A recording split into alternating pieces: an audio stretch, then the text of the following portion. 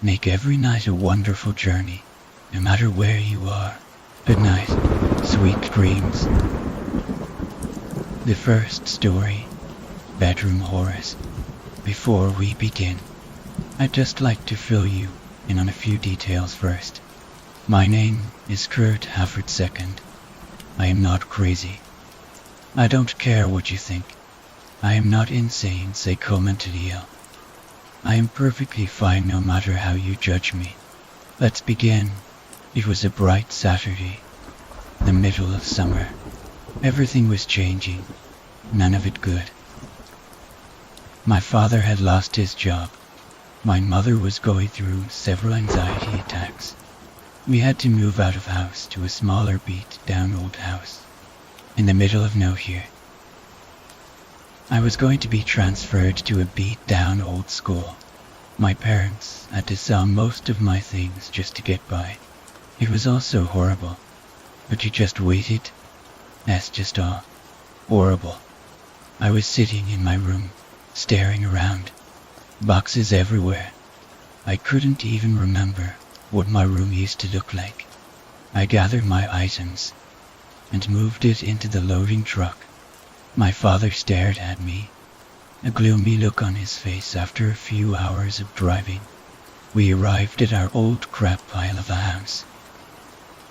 I moved inside, my mother showing me to my room as I began to unpack. I noticed a few things. The room was substantially smaller than all the other rooms in the house, and the hardwood floor had a much thicker texture than the rest of the rooms. Examining closely, it looked like a really bad paint job.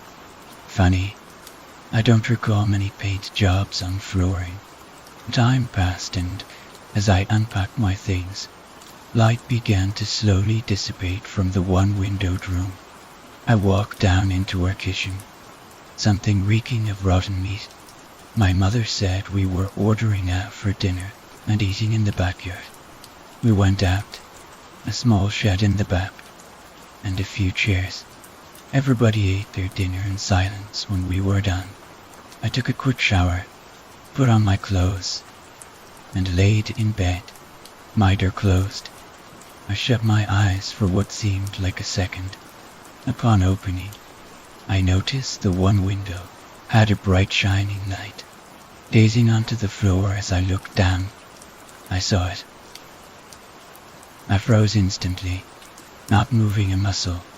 Holding my breath, he sat on the floor, his hands shackled up with chains.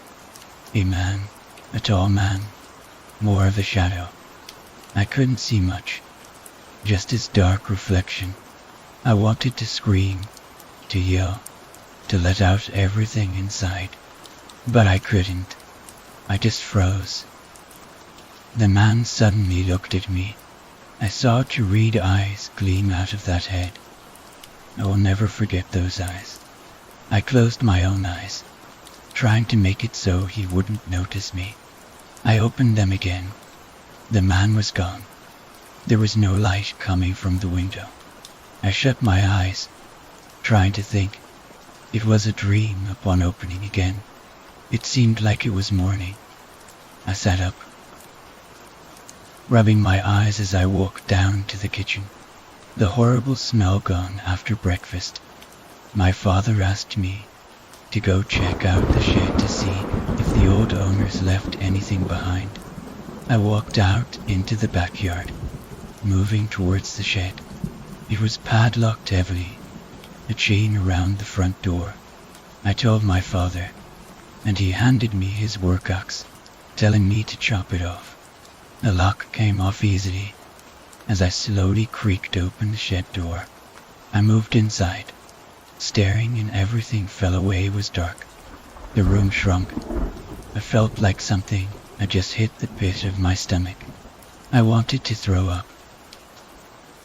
I stared forward and I saw them. The man who was chained up in my dream. Except this time, he had someone with him. A woman, someone a bit shorter, also chained up. I began to notice something. The man was seeming to have the exact features as my father. The woman was about as tall as my mother. I moved forward. Clutching the axe, the darkness took me over again. It was all over. Everything was better now, everything. Suspect name, Kurt Hafford. Victim name, Susie and Jonathan Hafford. Area, Vermont, Michigan. Crime, first-degree murder of 2 victims.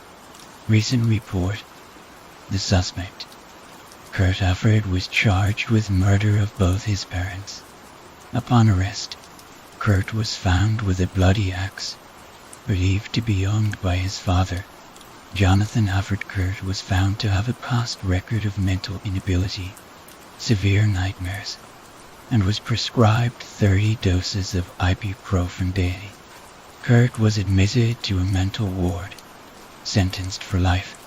Kurt's room was searched and several bloody chains were found. Other victims could not be found upon searching. The second story, Luck be a lady tonight. They call you Lady Luck, but there is room for doubt. I always hum in my head when I'm looking to get lucky. It's an excellent way to gain some confidence in this harsh world of good-looking guys. You know what I mean. I mean Mr. GQ model who spends his free time volunteering for the fire department. Yeah, the guy who's apparently allergic to shirts but doesn't seem to mind much. At times you have a very unladylike way of running out. Then I saw her. She was perfect. Great legs, red lips, long swinging hair. I bet she even had green eyes, just perfect. And she was walking right into my bar. I steadied myself on my stool, watching her discreetly as she neared the back of the tiny pub. She walked as if she had a purpose, kinda like a runway model, tossing her hair back over one bare shoulder. She asked the bartender for a rum and coke. You're on a date with me. The pickings have been lush. Well, not really, Frankie, but tonight was different. Tonight, this blonde, green-eyed girl actually smiled at me. It didn't take much to strike up a conversation either. All I had to ask was if she was from around here after the look she gave me. I knew she was just putty in my hands. He must have been on the rebound or something. And yet before the evening is over, you might give me the brush. It's happened to me before. I've been so close to taking a girl home, but then she just got nervous and said no, Sandra. As was this one's name, talked me up and down. I guess tall and lanky was her kind of guy. I sat there nice-like and sipped my beer, listening to her boring story about the stupid son of a bitch who just broke up with her. What an idiot, didn't he see she was gorgeous? Luck be a lady tonight. Luck be a lady tonight. And that she was. Old blue eyes. After just 1 hour, Sandra stood up and walked out the door on my arm. She was soft, curvy, smelled like lilacs, and stupidly drunk. Nearly tripped 3 times on the way out. You know, it took a little longer than normal to get her into my car, but I knew I was getting lucky tonight. Just when we were about to take off, she did that thing all girls do when they're about to go home with a guy. She asked me if she was pretty enough to have a boyfriend. Luck if you've ever been a lady to begin with. Luck be a lady tonight. For Christ's sake. Why can't women think like men? So, I did the only thing. I knew how I gushed uncontrollably. I told her she was out of her mind. I said she was gorgeous beyond belief and any guy that dumped her was a moron. Luck, let a gentleman see just how nice a dame you can be. I let a stupid chuckle escape me at that last one, mainly because Sandra was trying to stick her and down my pants on the drive home. Not yet, honey, I cooed, wrapping my fingers around her wrist and pushing her arm away. You'll get everything you deserve in a few minutes. My apartment was across town, but it only took a few minutes to get there since it was nearly 1 in the morning. Sandra couldn't keep her hands off me. I had to snap at her once. Of course, I felt instantly guilty and made sure that I told her pouting face that she was still gorgeous. When we got to my place, I pulled her out of my car and slammed the door, smiling like a madman all the way up the front steps.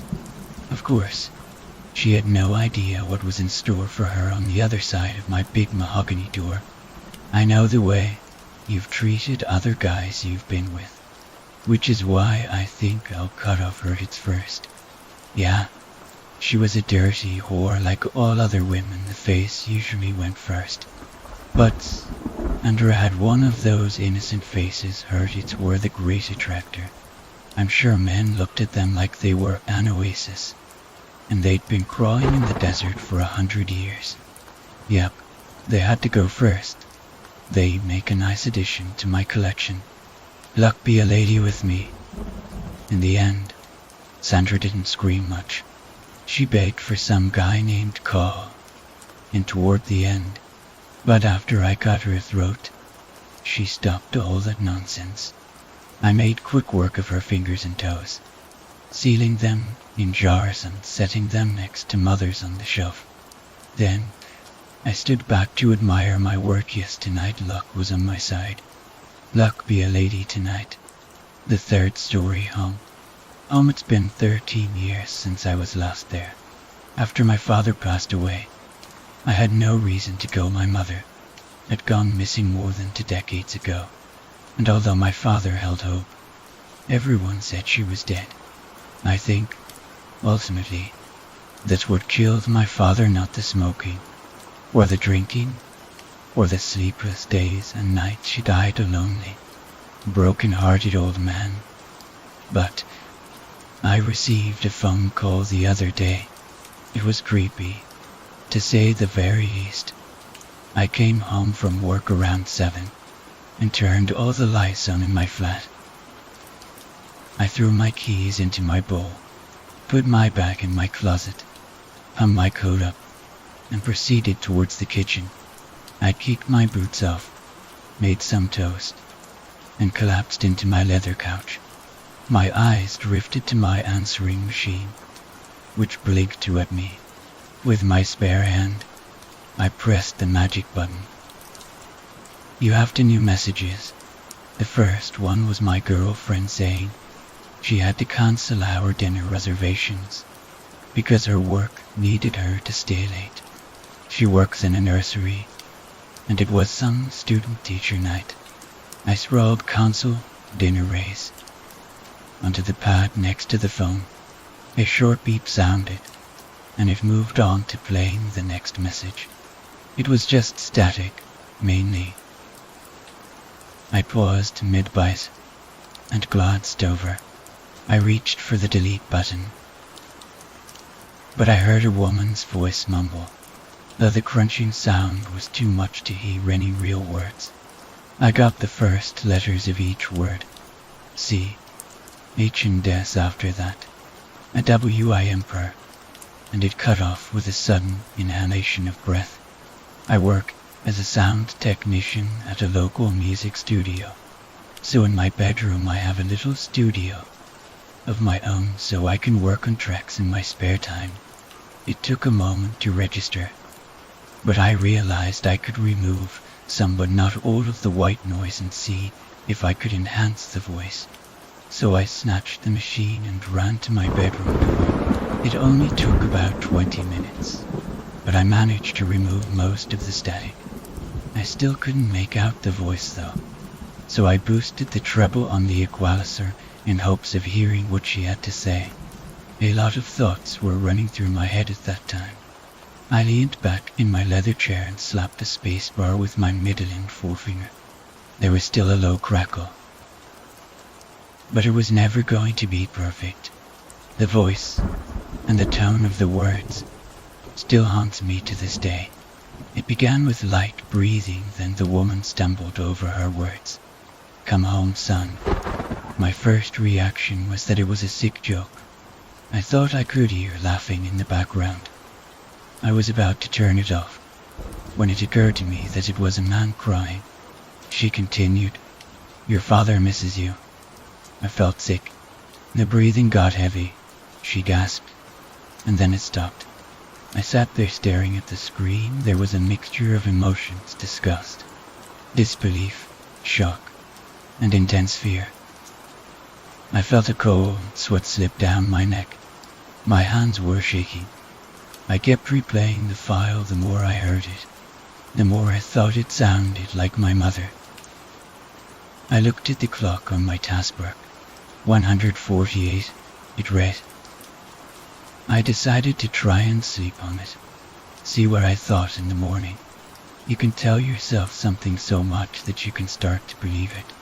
So I hit my computer into sleep mode and crawled out of my chair. On the walk over to my bed, I caught a glimpse of myself in the mirror. I looked pale and worn now. There were black rings around my eyes like I was wearing eyeshadow. I rubbed my eyes the way a tired person does, looked back, and I seemed normal, shaking my head like a wet dog. I slithered into bed that night. I lay staring at the ceiling, listening to "Come Home, Son" in my head over and over. At one point I almost wept. I had no idea what to do. Was it really my mother who was crying behind her? Why was she breathing like that? If my mother were alive, she'd be 56 by now, but she still sounded 31. I thought about the last thing she ever said to me. I was only 10 at the time. We were stood in the living room, getting ready to go to the doctor's because I had a cold. She put her hands on her knees and bent down to be on the same level as me, and said, "Be a dear and get your mother her cigarettes from the kitchen." As I turned around to get them, she stroked my hair. When I came back out, she was gone. She hadn't taken any backs. The door was still on the chain that backed. It wasn't locked, but that was too loud for me to ignore it. My dad got home from work at 6 to find me, sat all alone on the couch, crying my little eyes out. I'll never forget the date, July 18th, 1987. For weeks passed, and the voice still plagued my mind. Eventually, I decided to give in and go home. I told my girlfriend I was going to pay respects to my father. I told my boss that my mother had fallen ill, and I told my landlord that I was going to Malta. So I packed for days' worth of clothes, took a copy of The Voice, threw a few books in there, and slid my suitcase into the back of my car. I spent one more night in my bed, and set off as the sun rose. It was a 50-mile ride to my hometown, or should I say where my hometown used to be. It turns out that over 3/4 of the entire town has been leveled. I kept driving along the streets I used to play and searching for a sign of life. On the edge of towns, at a gas station, coziest, the sign read. So I pulled into that, filled my car up, and headed into the kiosk to pay. The man behind the counter, presumably Tony, looked out of his window, then back at me, and in a thick southern accent said, "That'll be straight up 70. Although it came out that I'll pay 70. I asked him what happened to the town, and he informed me that there was a series of disappearances disappearing SEZ about 25 years ago, and most people ended up leaving. I opened my mouth to ask another question, but buttoned my lips shut when I saw the stop talking and just pay look in his eyes. I walked back to my car, sat down in the driver's seat, and thought about what he told me. I only stayed with my father for a year after my mother left. He was too depressed to take care of me, so I was sent to live with my aunt upstate. I hated my father for that, and it took his death for me to realize that he did it for my own good. And of all my life, that's my biggest regret. I started choking just thinking of it, so I started my engine and drove off. I couldn't stop hearing my mother's voice. Come home, son, the road layout was the same. And I still sort of knew my way round here. I felt my hand hit my indicator, and then it led me back into town, towards the estate I used to live. Unsurprisingly, my house was gone, but there was an odd feature that none of the other houses had. There was a staircase off the side of where my house was that led down to a basement I didn't know we had. The 11 years I was there, I never saw this staircase. My dad didn't do anything to the house in the year I spent with him, and nothing would motivate him to build an entire basement. He was a very hands-on guy. I'll give him that if a job needed doing, he'd do it himself, but after my mother went, he just sat around and moped. They used to send carers round to see him. He didn't even cook himself anything. I pulled up and got out by the staircase. There was an old wooden door at the bottom, made of cheap picnic table wood. You know, the kind, an intimidating padlock hung above the handle. But if I just pulled, I knew it would come off with no roof over. The door had become moldy and useless, so that's exactly what I did. The door rattled as I yanked the lock off. It opened, enough for a belch of cold, dead air to pour out. I leaned back as if it smelled like tuna, but it really smelled like an old loft. The dust was unbelievable. I'm glad I remembered to bring my inhaler. My frightened fingers folded around the rusty door handle, and with a little tug, it opened fully. I don't know what I was expecting, but it was completely pitch black. I had a torch in the car, so I left the door open as I headed out to get it. I slipped the padlock into my pocket. The torch was under the passenger seat, because it had rolled under there, just to convenience me. While I was scraping towards the handle of it, something caught my eye from the hole in the floor that led to the basement. I swear to God, some of the darkness escaped. This figure swooped up and over the hole, but as my eyes focused, there was nothing there. I stood staring for a while, blinked harshly a couple times, and then reached back under for the torch. I exclaimed yes, as I managed to grasp it, and then looked around to see if anyone had heard me. I waved the torch next to my head with an embarrassed smile on my head, as if someone was watching me. I kicked the car door shut and proceeded down the stairs. With a slight click, the basement became illuminated. It was grey, damp, and very cramped. The walls looked like they'd been carved out with a spoon. It seemed more of a cavern than a basement. I scanned the walls with the beam of light and came across something that really chilled me. There was a second door to my left, painted black, but in big, bold, blood red letters read Home. The closer I got to the door, the louder I could hear the crackle from the tape. I slowly placed my ear right in the middle of the O. There was a light sobbing behind the noise. I shuddered. I shook my head and turned to leave, after I realized I was about to be sick. I really didn't want to know what was in that room, but as I turned to head up the stairs, the darkness came back. I only caught a glimpse of it, but I know I saw that it was standing between me and the stairs, and it slammed the picnic table door shut. No, I screamed as I collided with the door. I stood there punching the wood, sticking splinters in my hands as I did so, until I realized I was heavily crying. I slid down the back of the door and wept. "Come home, son," ran through my head when I looked at the door. The static was louder with the door shut.